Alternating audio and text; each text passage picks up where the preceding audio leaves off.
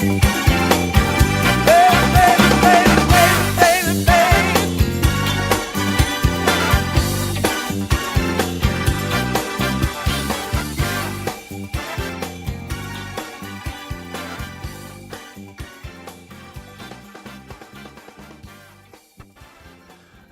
everybody, what's going on? What's hot? What's hip? What's happening? What is shaking on your Monday night into a Thanksgiving week? We're glad to have you here. We're going to tell you all about the Cotton Club today. It's behind me. I asked them to send me a picture, and it's like, guys, can't you get the N to work? It's not the Cotto Club, like Cotto salami. I don't know if you've ever seen Cotto salami at the store, but they have it. Let's see here. By the way, you were cracking me up with all the Columbo polls. Yeah, man, I was going through my whole collection there and doing what was necessary. We got a lot of things to tell you here coming up. Oh, God. There's so much to tell you about. Let's see here. Joey C. in the hospital. I guess he was on Bob's show this morning, and he was, hopefully he's out of the woods here, can do what the doctor says, and Joey C. will be back with us very, very soon. Thanksgiving. Currently, I am not planning on doing a show for Thanksgiving. I feel like you people need a break. Nobody really watches on Thanksgiving, but if enough people say, yes, please do a show, I'll do one. It may not happen at the regular time, but I'd be willing to do one. If, you guys are. The Nocturne, Rumple, Dupa, Hail, yes, assemble, everyone, assemble. Let's see here. I went to that thing Friday night. I stood in the back. It was very crowded. Not very crowded, substantially crowded. And had a great time listening to my friends, Mark LaFon and Jeff Hobson. But I was waiting for them to have a set break. I was there for about 2 hours, and they didn't break. At which point, oh, yes, I was recognized from the stage, and they were very nice about that, said very nice things, and people clapped and came over to me and said, I remember you. And I got all their names wrong. But at a certain point, I had to bug out of there. I'm not good with large crowds of people. I used to be, but I'm now not anymore. So, but it was fabulous, and it was great, and I saw them, and I received a call during what I like to call my pre-show super don't violate it sleep time. I'd like to take a nap before but I did receive a call from my good friend the Wolf, and we are trying to track down his roommate Brad. We've got some new information. We'll update you as time goes along. Would love to find him and check this out. And before I get to upcoming events on the show, there's one last issue here. It's on my piece of paper. And it's Bob Levy. I don't know if any of you are aware, but Bob Levy recently had Kevin Brennan on his show, and they really went back and forth. And I think it's at this point that you can tell that I'm not a member of the Dabbleverse. It's so easy to tell. I have been a guest on some very notable programs.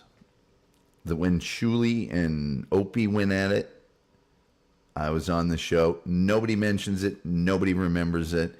And now Kevin Brennan has been on with Bob. And it will not make ripples in the water when the splash. This is like Greg Louganis. Probably not great to go like this when you're talking about Greg Louganis, but that's... Chef is in the house. We always love to see the chef here, don't we? And there is people greeting the chef. So I just want to point that out. I can't be a member because I'm on all these shows where big things happen. It's mentioned and various shows cover it and not one mention. And believe me, I'm grateful for that. I'm grateful that I don't get, what I should get, which is, well, first of all, Tom Gully was on and just absolutely unfunnied everybody out of the place. People saying hi. People saying hi. Coming up on this show in the coming days and weeks, we will have shows on Section 230, Dan Rather, The Fairness Doctrine, Pop the Balloon. Ooh, I guess we don't have Cotton Club on there anymore. Stockholm Syndrome, which is what I think most of you have with this show, or why would you be here? The Joy Buzzer, The Wonder Bra, my adult friend, person, girl, that I still can't announce because it's not final. Texas Roadhouse, of course, because that may be a two-parter. That place is so fascinating. And then Nicholas Rowe, the amazing story of Nicholas Rowe. I might do that one this week just because it's Thanksgiving and all. But you won't believe the story of Nicholas Rowe down there in McAllen. So, with that being said, we have guests coming up here. Ed Robertson. I have finalized Ed Robertson. That'll be December 13th. Metal Main Vicky will be coming on at some point. Russell Alexander just returned from England. I'll reach out to him after he's got a couple of days to decompress. And then, of course, Cass Haley, who I should have called today, but I did not. Cass Haley's first season of America's Got Talent. Oh, and there's great stories to tell. I don't know if you guys are aware of this, but there's a new book out by Ed hit my camera. There's a new book out by Ed Robertson and Bill Sullivan. And in the front of it, you may not be aware, first of all, I'm in the acknowledgments right there, Tom Gully. Buried deep within the acknowledgments. But you know what? Here's some of the other acknowledgments. Julie Adams. Oh, Julie Adams.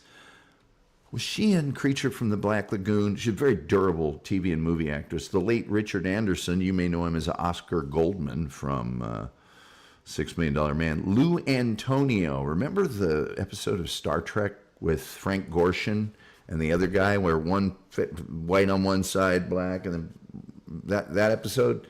Lou Antonio was the other guy, and he also was a big TV director as well as an actor. Ann Archer, oh my God. Ann Archer, the movie Lifeguard? Are you kidding me? Ann Archer, I think, also is in, what's the movie where Glenn Close boils the rabbit and all that? I think she's in that too. She's so hot. So hot. Ann Archer, if you're watching, which, holla. Let's see here. The late Ed Asner. Diane Baker. She was the girlfriend of Richard Kimball in the very last episode of The Fugitive. See who else here. Eric Braden. Eric Braden is he's Victor on The Young and Restless. He was also on Rat Patrol. Bo Bridges. Jeff Bridges' brother. Let's see here.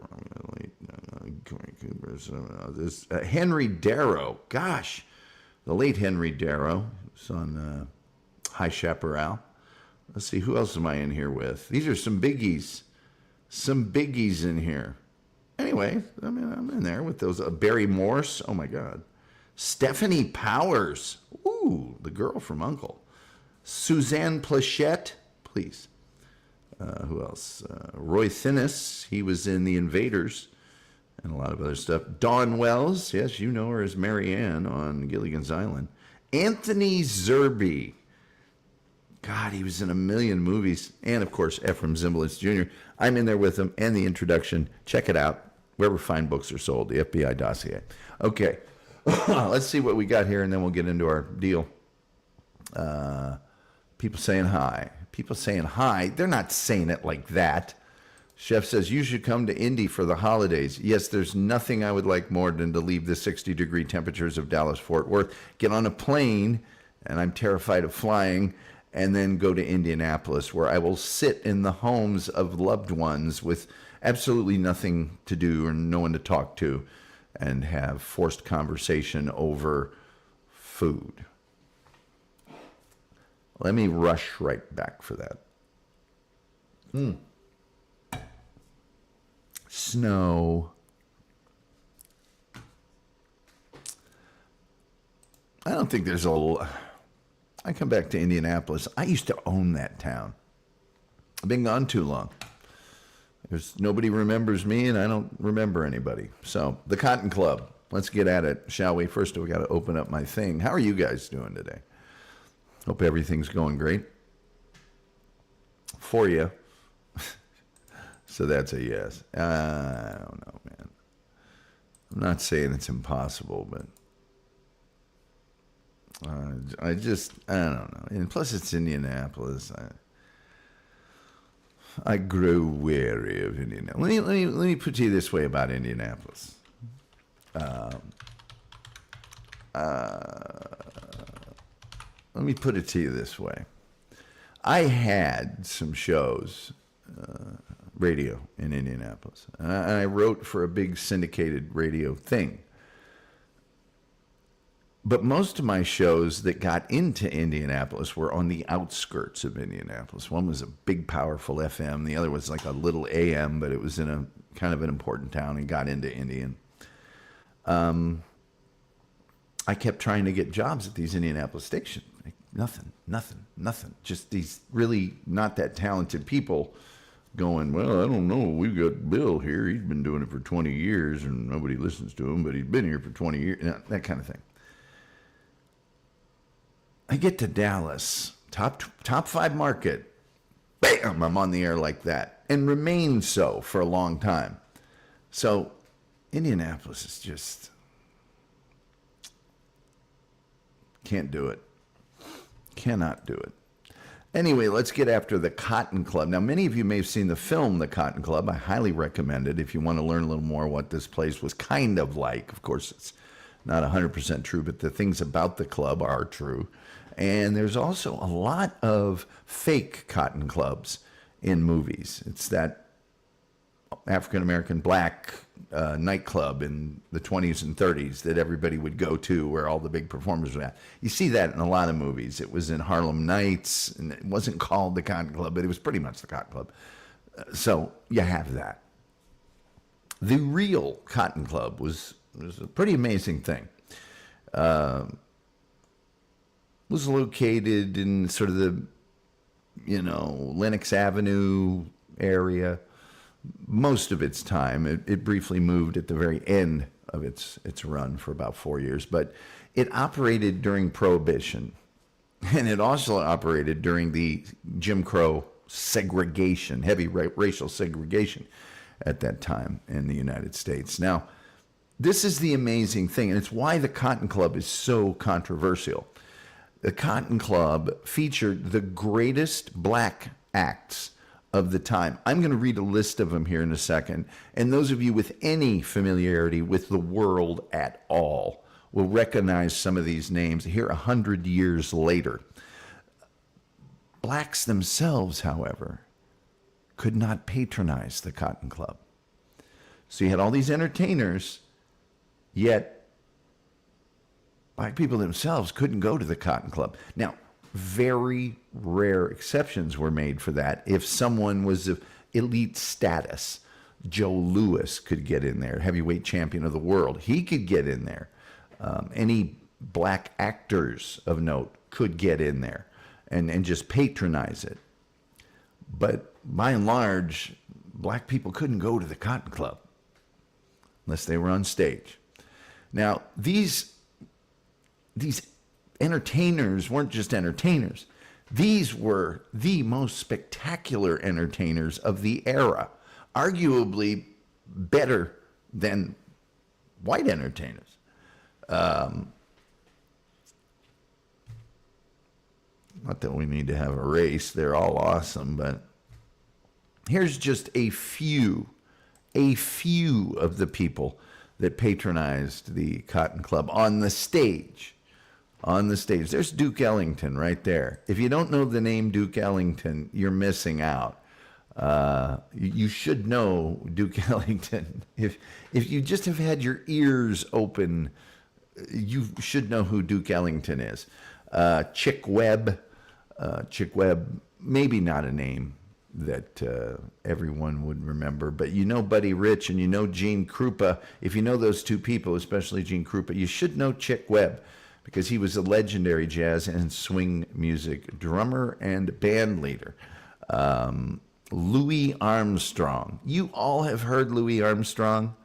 If you've seen Good Morning Vietnam or any number of other movies or TV commercials, I see fields of green, red roses too. What a wonderful world. And movies, and just a great performer. Count Basie, another legendary band leader. Fats Waller, who was just an amazing piano player of the time.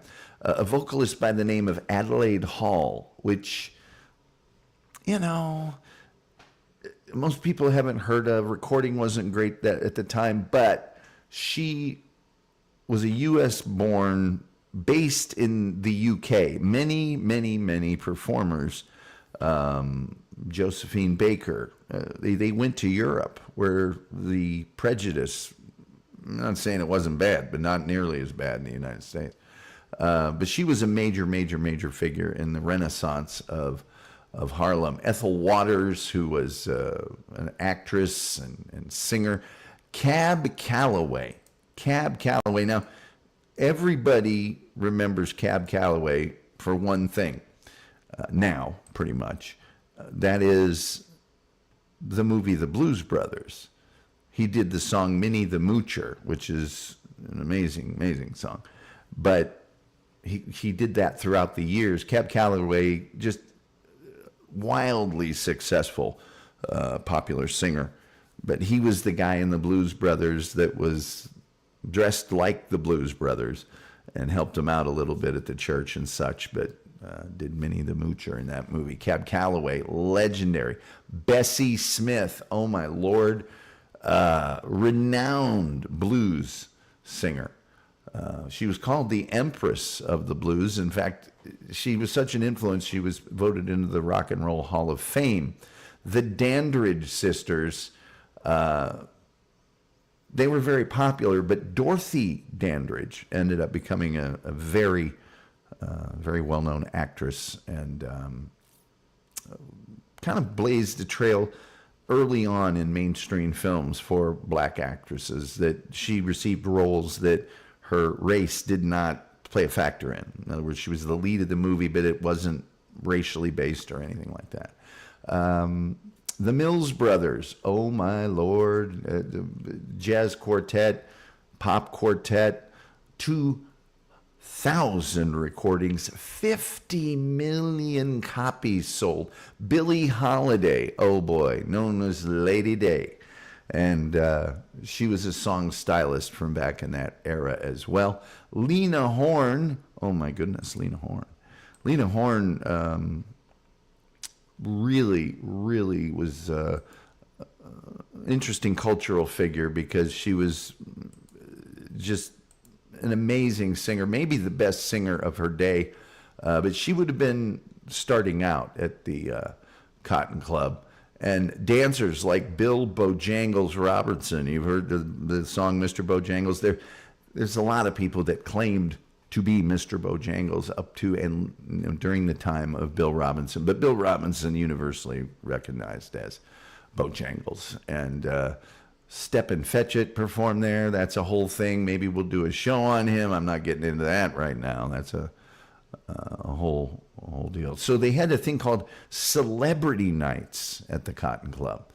And guests would come in on Sunday nights, Celebrity Night.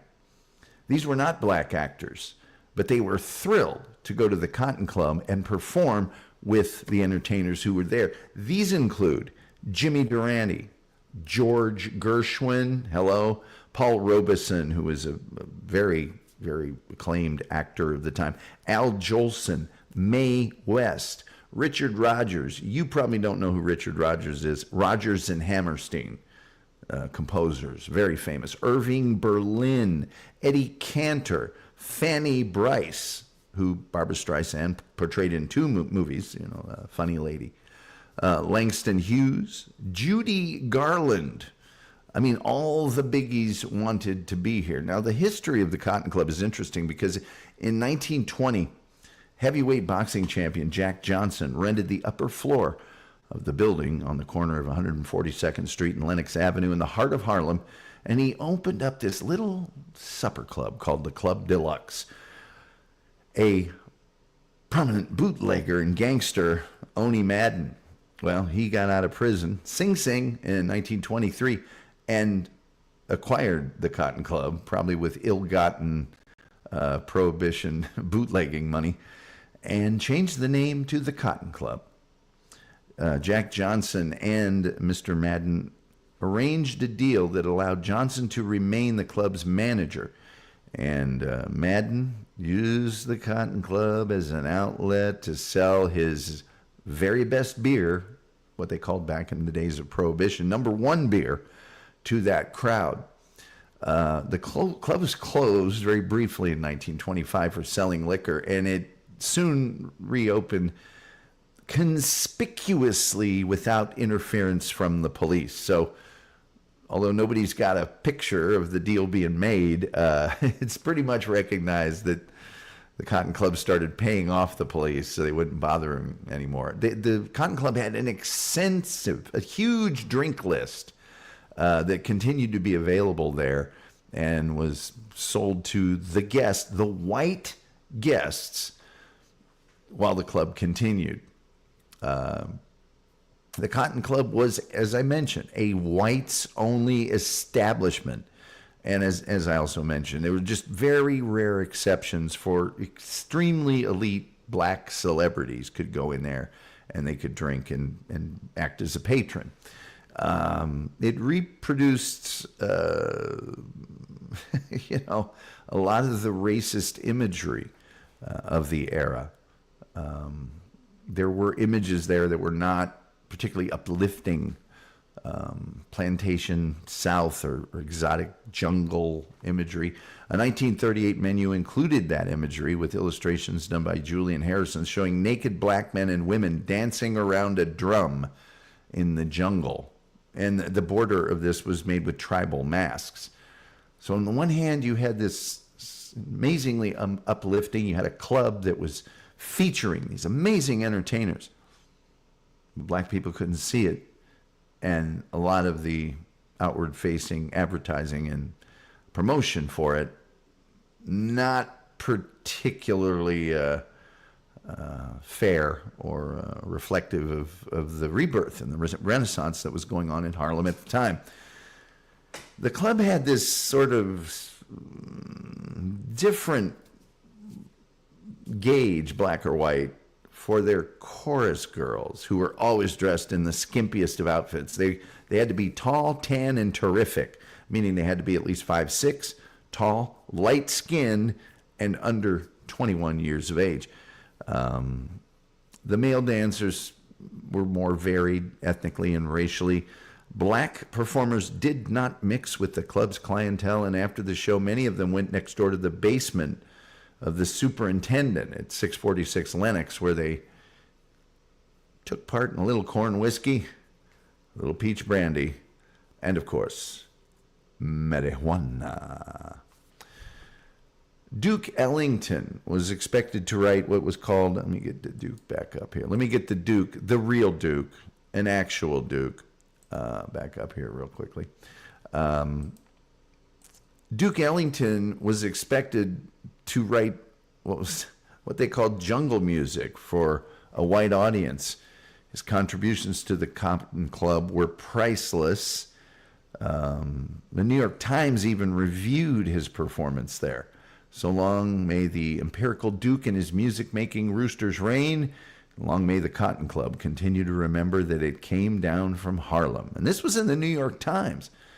Entrance to the club was expensive for customers, and it included a $2 minimum cover fee on weekdays for food and drink. So the performers themselves were very well compensated. The shows at the Cotton Club were musical reviews, and several were called Cotton Club Parade, followed by the year. So Cotton Club Parade 1934, or whatever it might happen to be.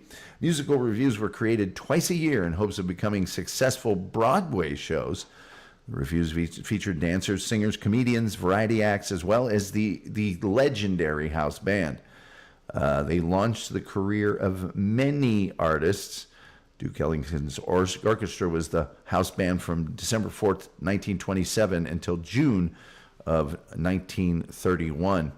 The first review that Ellington's orchestra performed was called the Creole Review and featured that aforementioned Adelaide Hall. Now, Hall had just recorded several songs with Ellington, including Creole Love Call, a worldwide hit. You can listen to it. It's on YouTube. The club gave Ellington national exposure through radio broadcast originating there, first over WHN and then over WEAF, and after September 1929, on Fridays over the NBC Red Network. NBC had two networks. They were so popular, Red and Blue. So they were over the Red Network. One was later sold to become ABC. The club also enabled him to develop his repertoire while composing dance tunes for the shows, as well as overtures, transitions, accompaniments, and those jungle effects, giving him the freedom to experiment with orchestra arrangements that a band that was touring on the road really couldn't do, because they were expected to get down to Bidmas, perform, get on the bus, and get on to the next location. Ellington recorded more than 100 compositions during that 4-year period. Now, eventually, Duke Ellington had enough power at that club and kept insisting that things changed there regarding the segregation policy, and he was able to get it to be relaxed slightly. Cab Calloway's orchestra, remember Cab Calloway? This is a story about Minnie the Moocher. She was a low-down hoochie coocher. Hidey, hidey, hidey, hidey, hidey, hidey, hidey. Hody, hody, hody, hody. You know, that. Schooly boot, schooly boot, schooly boot. That whole thing. All right. His orchestra brought its own Brown Sugar review to the club, September 28, 1930, replacing Ellington's orchestra after they left in 1931. Various other bands came through. Lena Horne, real name Leona Laviscount, began at the Cotton Club as a chorus girl at the age of 16. I told you she would have been really young, and sang Sweeter Than Sweet with Calloway. Dorothy Dandridge performed at the club while part of the Dandridge Sisters, and Bill Bojangles Robinson, Sammy Davis Jr., and the Nicholas Brothers, who you can see on film. The Nicholas Brothers just defied gravity. They were amazing. Another notable Cotton Club parade in 1933 also featured Ethel Waters, who was actually a movie star as well as a recording star, and Duke Ellington performing Stormy Weather. Don't know why. Ain't no sun up in the sky. Stormy weather. I have a version of that song that is filthy that I will not do for you now. Later, Lena Horne, Katherine Dunham, every female singer that was a keynote of the Cotton Club, was a female vocalist of impeccable regard, would sing Stormy Weather, which is a great song for a vocalist. I think we can all agree. The club also drew from white popular culture. Walter Brooks, a guy that produced some really successful Broadway shows, was a small owner in the club, and he basically started getting the talent for the Cotton Club to write songs for his Broadway shows and full shows as well. The Cotton Club Parade of 1934 was the highest grossing show ever to appear at the club. It opened in March of 1934, ran for 6 months, attracting over 600,000 paying customers. Yeah. During her performance of a song called Ill Wind, a dry ice machine was used to create a fog effect. And that was the first time that equipment of that nature had been used on a stage. 16-year-old Lena Horne was also featured on the bill. And the club closed temporarily in 1936 after a race riot in Harlem the previous year. Let me put Lena Horne's picture up here again, because this is her very young.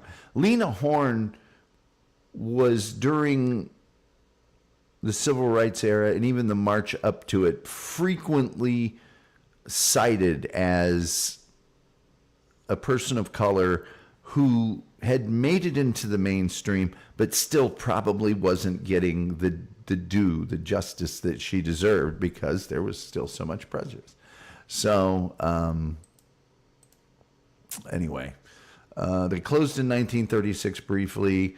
Carl Van Vechten, who was a writer and photographer and was a white guy, but he was a major patron of the Harlem Renaissance, and he knew Gertrude Stein. We should do a show on Gertrude Stein. Let me write that down.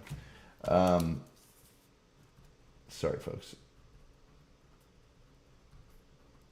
We're doing a Gertrude Stein. Perhaps we'll also discuss Alice B. Toklas while we do that. He had vowed to boycott the club for having racist policies there, the segregation. The Cotton Club reopened a year later at Broadway and 48th. The site chosen for the new one was a big room at the top floor of a building where Broadway and 7th Avenue meet. It was an important midtown crossroads, the center of Broadway, the Great White Way. Those clubs' owners were certain that the club would succeed in the new location, but they realized that they needed a big opening show to really make a splash. And New York Times said the Cotton Club has climbed aboard the Broadway bandwagon with a show that is calculated to give the customers their money's worth with sound and color, and it does. The most extravagant revue in the club's 13-year history opened on September 24th, 1936, with Bojangles Robinson and Cab Calloway leading a roster of approximately, get this, 130 performers. Bill Bojangles Robinson was making 1936, somebody can do the calculation, but he was making $3,500 a week, the highest salary ever paid to a black entertainer in a Broadway production, and a higher salary than had ever been paid to any nightclub performer anywhere. So that dude's making $14K a month. He's making about $200,000 a year in 1936 dollars during the Depression. It's got to be, oh my Lord, it's got to be, close to $750,000, I'll just guess. In June of 1935, the Cotton Club opened its doors to black patrons for the very first time. In preparation for the Joe Louis fight, the club planned a gala and extended an open invitation to the Septians. How nice of them. At that same time, at that same year, the club was forced to close its doors due to the Harlem race riots, only to reopen 1 year later, as I mentioned.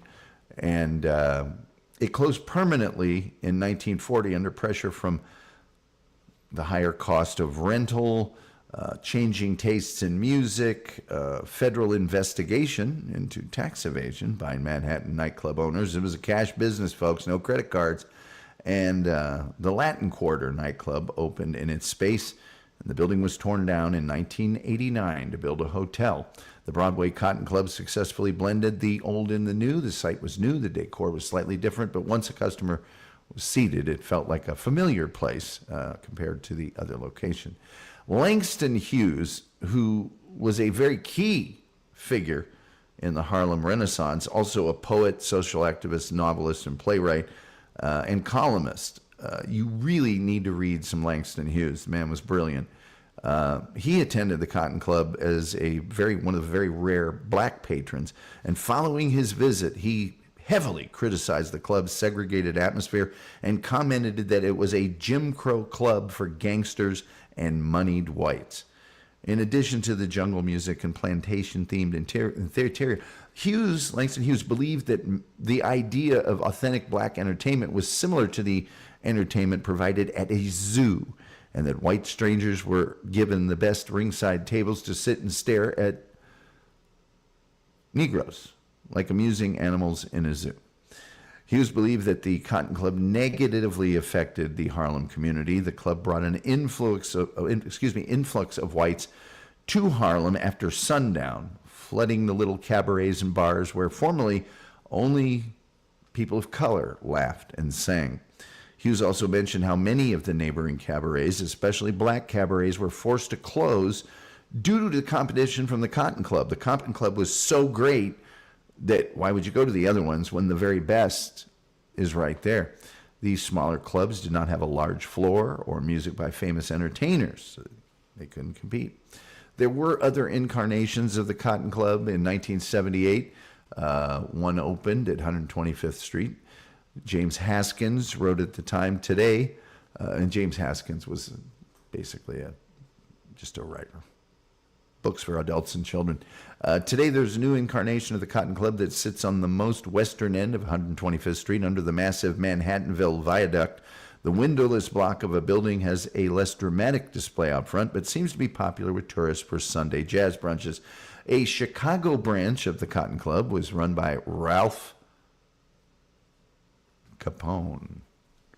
Capone. Where have I heard that name before? Yeah, he's Al Capone's older brother. And a California branch was located in Culver City during the late 1920s and early 1930s, featuring performers from the original Cotton Club like Louis Armstrong, Cab Calloway, and Duke Ellington. Cotton clubs in Las Vegas, Portland, Oregon, Lubbock, Texas, and Colorado Springs were all different locations of other Cotton clubs. The Lubbock Club was opened in 1938 by Tommy Hancock and was an integrated club, not unlike the Chicago Club, which was also integrated. The club in Lubbock, however, was home to more white artists than the Harlem Club. The Cotton Club in Portland was opened by Paul Knowles in 1963. The club in Las Vegas was opened by Mo Taub in 1944. The location was different from other clubs because it was also a casino, and Taub opened the club to black servicemen. In popular culture, the Cotton Club Gala was produced at a theater, an experimental theater off Broadway in 1975 and again in 1985, and actually featured some of the club's original dancers. The 1985 production was directed by Ellen Stewart, and it toured Europe in 1976. The Cotton Club Comes to the Ritz in 1985 actually starred many of the people that were original Cotton Club members, like Adelaide Hall and Cab Calloway and Don Cheadle, the Nicholas Brothers, many others. It was produced on BBC TV. In the 1988 film Who Framed Roger Rabbit, the fictional Ink and Paint Club is based on the Cotton Club. After Midnight, it's a great Broadway musical review about music created during Duke Ellington's years at the Cotton Club. And then I mentioned a bunch of movies that were sort of, you see them in the movie and you're like, okay, that's supposed to be the Cotton Club. Lena Horne is quoted as saying, I learned from Ethel Waters, Duke Ellington, Adelaide Hall, the Nicholas Brothers, the whole thing, the whole schmear. The Cotton Club was a great place because it hired us, for one thing, at a time when it was really rough for black performers. And that is me telling you about a very special place and time and some legendary performers that all sprang from one club. Kind of had to.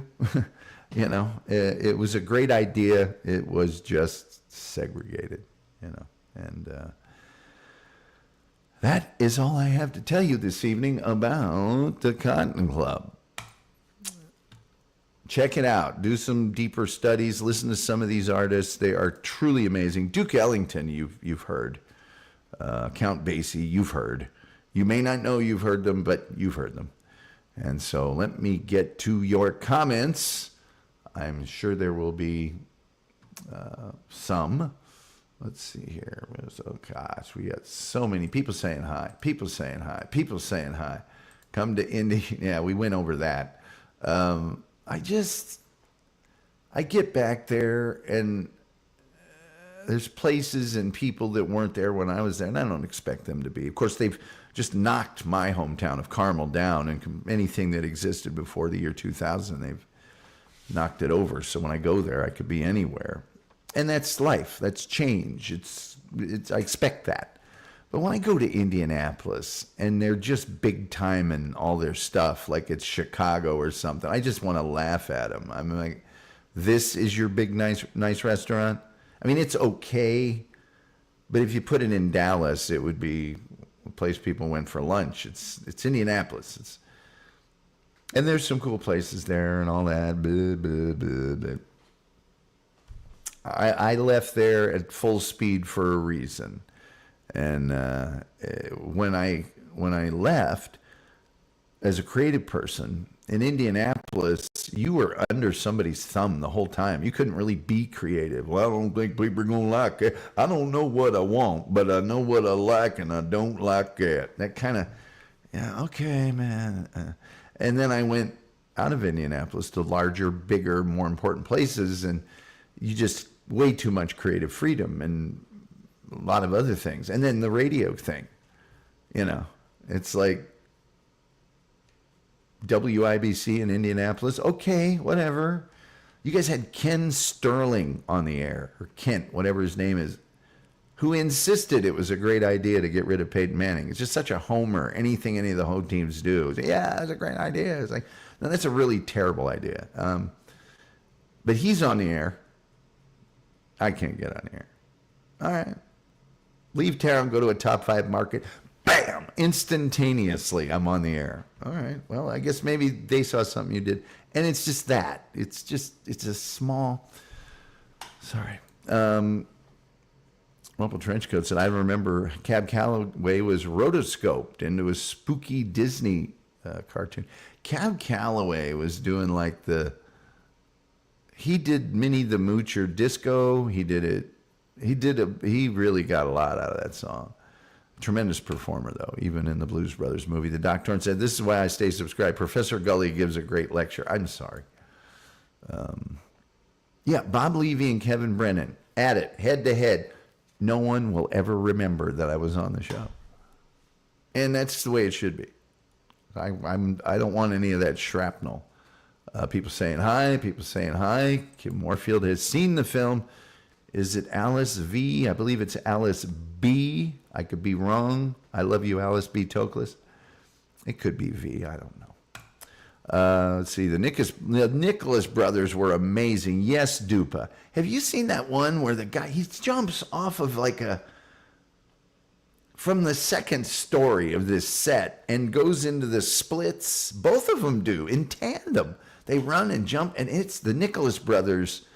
Sometimes you'll see where people take Uptown Funk and put it to old dance scenes from old movies. The Nicholas brothers are all over that. The Nicholas brothers, you just type them in and look at them. You won't believe what you see. Kim Warfield says, Coat, I'm watching Basil in Sherlock Holmes. Basil Rathbone. Yeah, the best part of those movies is not Basil Rathbone. It's Nigel Bruce as Dr. Watson, mumbling his way through his line. Well, Holmes, I don't think all sorts of things my entire life. No, I don't think it was cold outside. I thought I'd stay near the fire. Yes, and of course everyone knows bullet can travel through steel. No surprise, Holmes. Just mumbling his way. Perfect night to stay in by the fire, Holmes. I was scarpering about. People saying hi. The Wolf says, nice. My favorite Holmes, I assume with Nigel Bruce, is Watson. Yes, of course, has to be.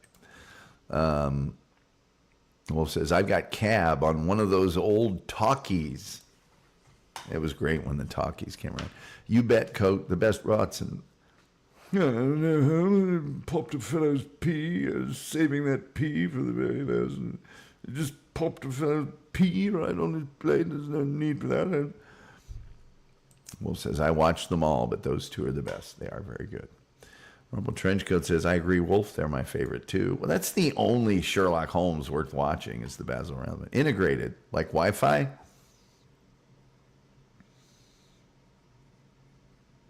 Technically, if you have a password, Wi-Fi is segregated. Didn't teach you that at Penn State, did they? Good to see Terry Nees, a frickin' riot. Rumpled Trenchcoat says, I'm playing Creole love songs softly in the background for atmosphere. That's probably a good idea. Lady Day, Billie Holiday, song stylist. I've got all the Billie Holidays. I don't think Sarah Vaughan performed there, but she should have. The Wolf says, I've seen those films more than I've seen Clockwork Orange in 2001. I try to blank my mind so the lines seem new. Yes, Wolf doing yoga, racing his mind. And then I know the Wolf has seen 2001 A Space Odyssey like a million times because he can do the voice of the little British girl talking to the guy over the comm signal. Daddy, daddy. He can do the whole thing. The Wolf says, that's awesome, Code. People saying hi. People saying hi. People saying hi. Let's see. Oh, hell yeah. Terry Nee is here. There goes the comment section. Terry Nee always adds to the show, no matter where he was.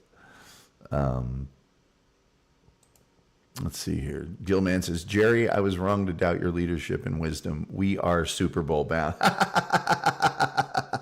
I don't know if you noticed it or not, but last night toward the end, we got real scrappy. It was 10-9 going in the fourth quarter, and we got scrappy. Did you see us return the onside kick? That was scrappy. It was scrappy work. No, they may not win another game. Chef says, my brother wanted Emmy and Indy, won an Emmy and Indy, and multiple awards on TV and also the radio. Yes, those would be local Emmys, which are fine things. Not like a national Emmy.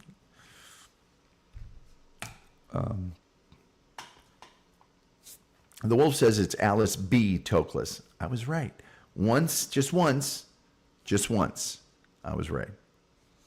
I love you, Alice B. Toklas, and so does Gertrude Stein. I Love You, Alice B. Toklas is a Peter Sellers movie. He plays a guy that's very sort of straight and uptight, and he meets these hippie chicks and starts smoking pot, and I mean doing some serious French lovemaking with the hippies. Oh my goodness. The one, the only Rumpled Trenchcoats. Thank you so much. You've shattered our goal tonight of any amount of anything. And thank you. That is extremely generous of you. Hopefully some of you have your gifted memberships turned on. If not, turn them on as best you can. Turn them on in whatever way. Try not to use too much tongue. Anyway, the Wolf says, hello, Daddy. Are you coming to my birthday party, Daddy? Hello, Daddy. Are you coming to my birthday party? You haven't lived until you've heard the Wolf do that. Let's see here. Doc Dorn says, huzzah, huzzah. What do we got? 12 minutes left here. So yes, I appeared on the show with Bob and Kevin Brent. No mention will ever be made. No, let the name Tom Gully be stricken from all public records, obelisks, scroll, the whole thing. Tierney says, I won an Emmy. She only resisted for a second. Doctor says, by Odin, I forgot to turn on my gifted membership. Well, turn it on now. I just say it. The Mouse That Roared is one of my favorite Sellers movies. It's a very good movie. You left, Tom. Did I leave? Or did Bob say, all right, you have to go? Oh, look, Kevin's here. All right, you have to go now. And I was already going, I'm out of here. But I got it. I get it. I got it. I had planned, and it's not that I panicked. I just, it slipped my mind. Because I had planned to go, oh my God, Kevin Brennan's coming. He looks like Freddy Krueger. Ah, he's a bird. Ah. But I didn't. Where do you get these people from the dregs of society? And it's like, Kevin, do you want me to go down the list of your fucking guests? Dregs of society? Are you kidding me, buddy? Sorry, pal. Dregs of society? Let's just go down your guest list, Chief. If you want to start talking, you have Stevie Lou on. Dregs of society.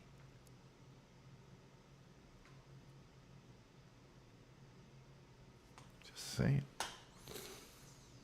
Doctor says, I'd triple dog dare anybody to call in. That'd be hard. The phone lines aren't open right now. The testosterone was too much? Always in my case, Terry. That's how I've kept all this. See. Although I've noticed lately it's getting a little, but see, I've never looked on the top before, so it could have been that way all the time. Plus I put product in my hair, which always makes it. So we'll see. I don't care. I could go bald tomorrow. Wouldn't bother me a bit. I mean, other than I'd look more like Terry Nee, but other than that, it wouldn't bother me. Rumple Trenchcoat says, my favorite Peter Sellers movie, he has a much smaller part, The Lady Killers. It is a very good movie. What's my favorite Peter Sellers movie? It's not going to be Being There, although that is very good. I'm going to have to think on that a little bit. There's so many good ones. But anyway. Chef says, hey, everyone, say goodnight, Gracie. Good night, Gracie. Hey, you have fun cooking them fancy vittles. Until next time, Chef. Don't do that. Coat, I'll call. It's not open. It's not. I don't know that I'm going to open it today. Kevin is insane. Imagine growing up in his household. Kevin.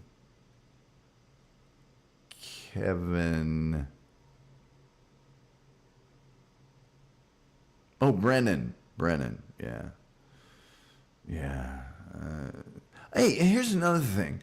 What kind of incredible scumbag flat out admits that he owes the money, that Bob was due the money, but you quit on payday and went on another show. Man, you're lucky that you're dealing with Bob could get that money back from you just on the podcast that you did last night.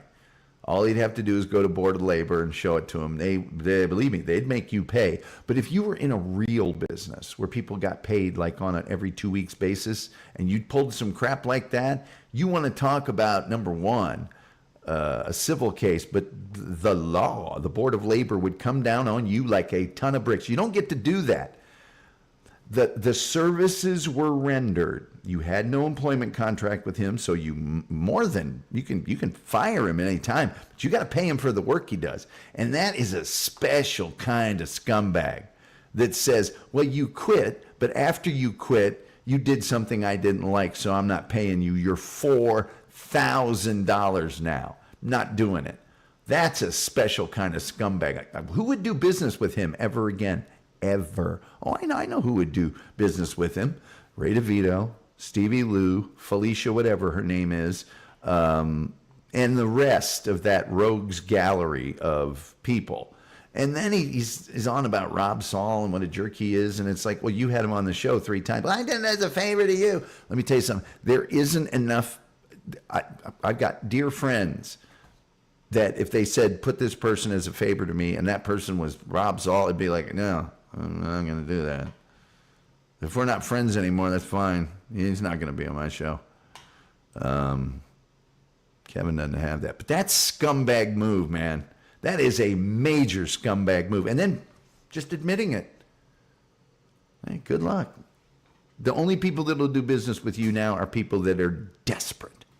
Absolutely desperate. Because you've proven I'm not going to pay you if you do anything I don't like, including leave and then do another show.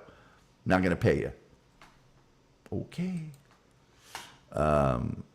Pink Panther or Dr. Strangelove. Strangelove, I could easily say, but there's so many other people in that movie that Peter Sellers did a lot of movies where he played 5 characters. So I'm going to have to think about that. Those are 2 great choices.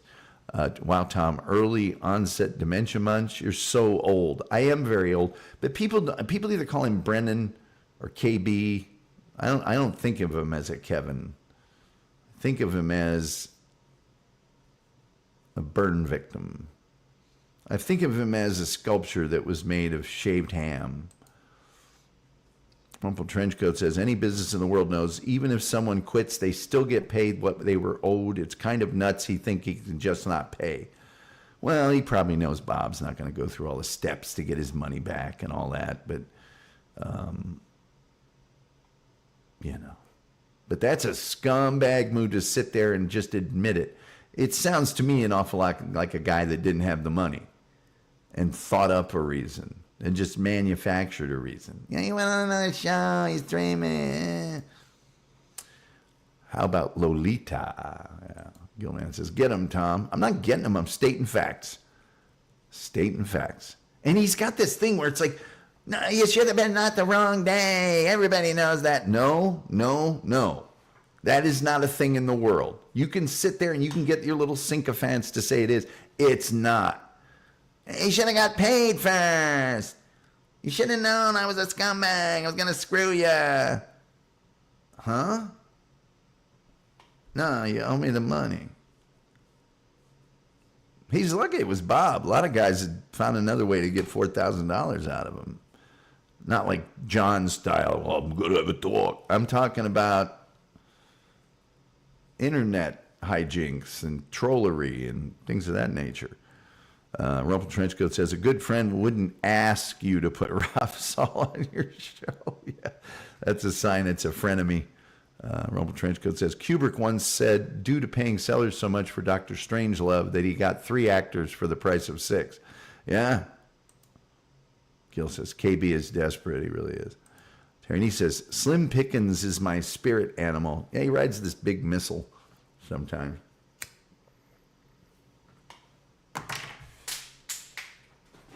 Gravity.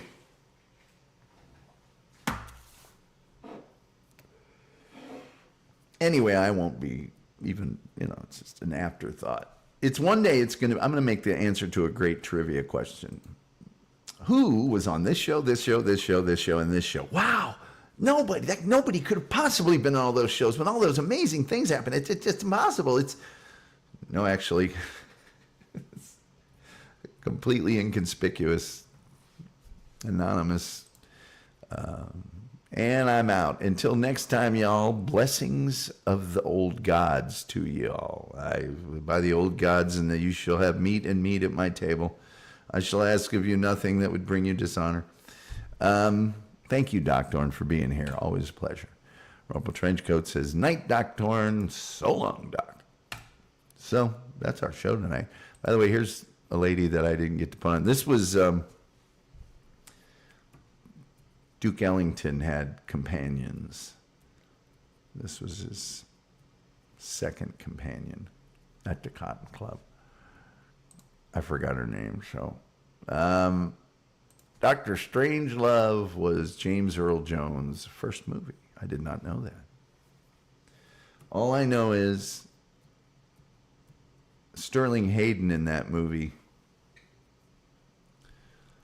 adopted a policy that somebody I know, might even be watching this show right now, also has adopted, where he denied his female partners his essence. I denied her my essence. I think we all know what that means.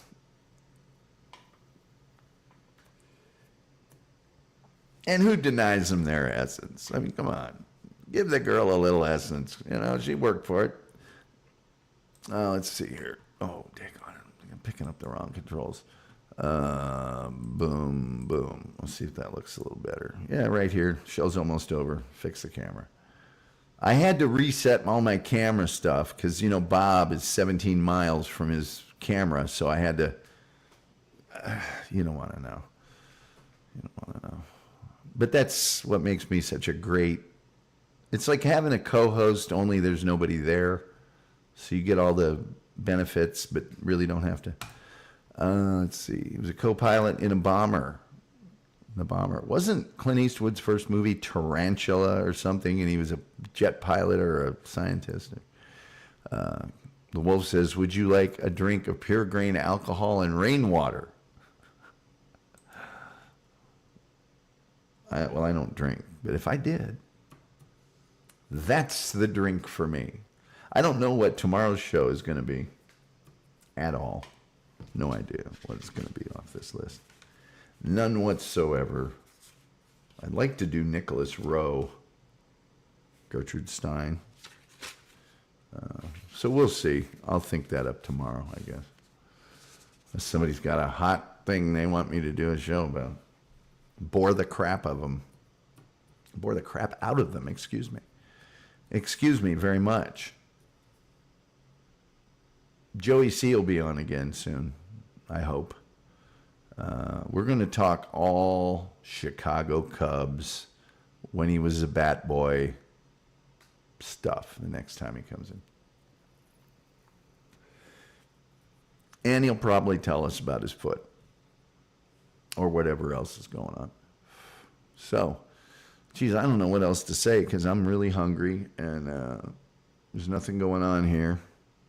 You guys have been great as usual. I mean, like super awesome. We'd like to thank our good friend Rumpled Trenchcoat for gifting the 5 memberships. If you haven't turned your memberships, do those like hang around until they get used up? I don't even know how those work.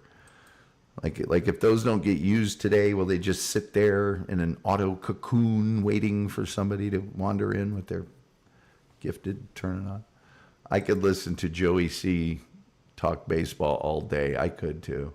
You know, because this guy had a real big thing, you know, and so he'd lean in. He'd get real tight to the plate. Terry Nee says, I was in the bleachers as a Ute. Where? In Wrigley or another place? Let's see. Kim Warfield says, Clint's first gig was Body Snatchers. He was the MD, I think. I did not know he was in Body Snatchers. I thought he was in something far less attractive than that to begin with. But what do I know? Love you, Tom. Love you back, Gil, man. You're a fine man.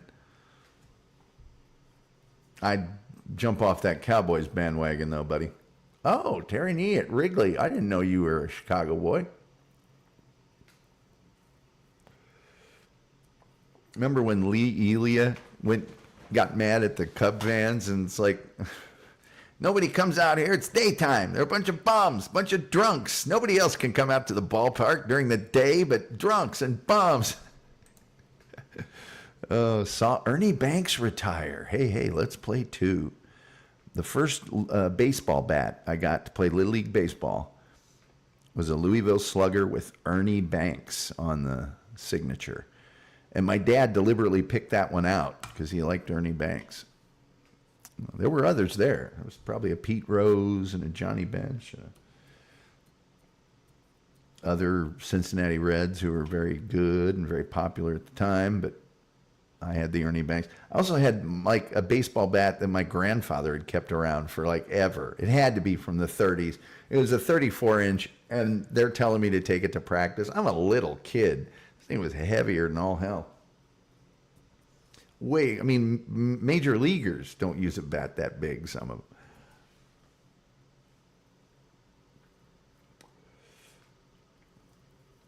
Yeah, but if you get a hold of one, I can't even get it off my shoulder. Anyway, I don't know what else to say, really, to be honest with you. I guess maybe we'll just put a fork in it. How about that? I'm sorry, I'm very low energy. Somebody woke me up from my nap. I'm not going to say who, but I need that nap. Grandpa's getting, Grandpa gets tired. Ernie Banks is in Perry's Windy City Heat. Hey now. Terry Nee knows lots of stuff. I wasn't aware of that. Completely unaware of it. Okay. Rumpled Trenchcoat says, have a great night, folks, which is his way of saying, Tom, they're telling us that's all we have time for. Wolf says, cash me outside. I know. How about that? Cash me outside. How about that? All right, kids. I guess that's going to do it. I apologize. I recently have started playing the theme song at a lower volume so it doesn't blast everybody out, and I didn't do that on the open, but I'm going to do it now. And we'll be back tomorrow with just a blockbuster show filled with blocks that you can bust. And the whole clock on the wall says, like the Reverend Al Green, it's time for me to get on up out of here. You don't have to go home, but you can't stay here, which Bob said at the end of his last show, and I thought for a second, did he steal that from me, stealing it from the Blues Brothers movie? Because if he did, that's not cool. And then I thought that would mean Bob would have had to watch the show, and that's, yeah. So I know stuff, not just a troll. You're not a troll. I think you're a fine fellow. Anyway, the only thing left to say is till next time. Oh, and we're still searching for Brad. We'll see you next time.